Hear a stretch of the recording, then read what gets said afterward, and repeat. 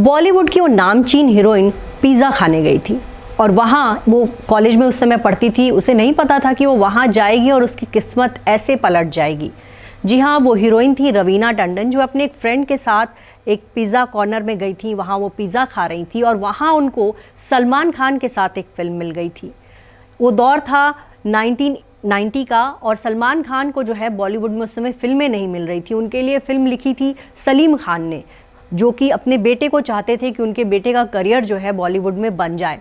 विवेक बासवानी इस फिल्म के प्रोड्यूसर थे और अनंत बालानी जो हैं वो इस फिल्म के डायरेक्टर थे।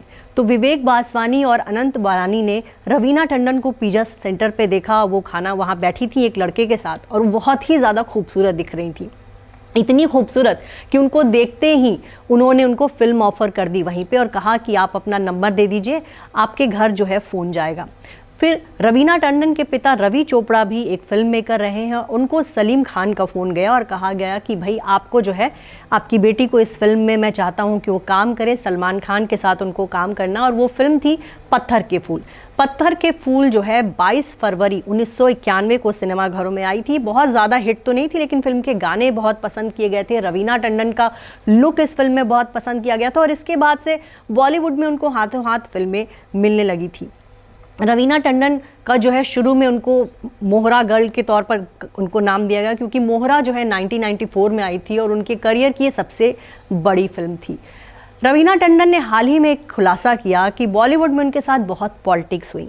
पॉलिटिक्स करने वाली थी उनके साथ की तमाम अभिनेत्रियां। उन्होंने तब्बू का नाम लिया, उन्होंने करिश्मा कपूर का नाम लिया और कहा कि इन दोनों एक्ट्रेसेस की वजह से मेरा करियर बर्बाद हुआ।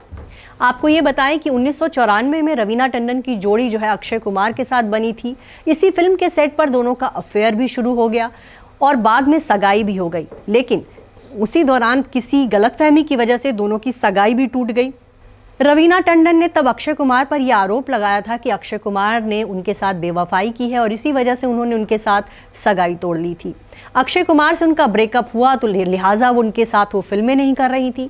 दूसरी तरफ अजय देवगन के साथ भी उनका कभी अफेयर रहा था और रवीना टंडन ने ये आरोप लगाए थे कि अजय देवगन को जो है उनसे करिश्मा कपूर ने छीन लिया था, क्योंकि करिश्मा और अजय देवगन फिल्म जिगर में जो है साथ काम कर रहे थे। करिश्मा कपूर की वजह से उनका अजय देवगन से ब्रेकअप हुआ था और इसी वजह से रवीना टंडन को ये लगा कि करिश्मा ने कहीं ना कहीं उनकी निजी ज़िंदगी में तो परेशानी की ही, उनके फिल्मी करियर में भी करिश्मा कपूर ने उनको परेशान किया।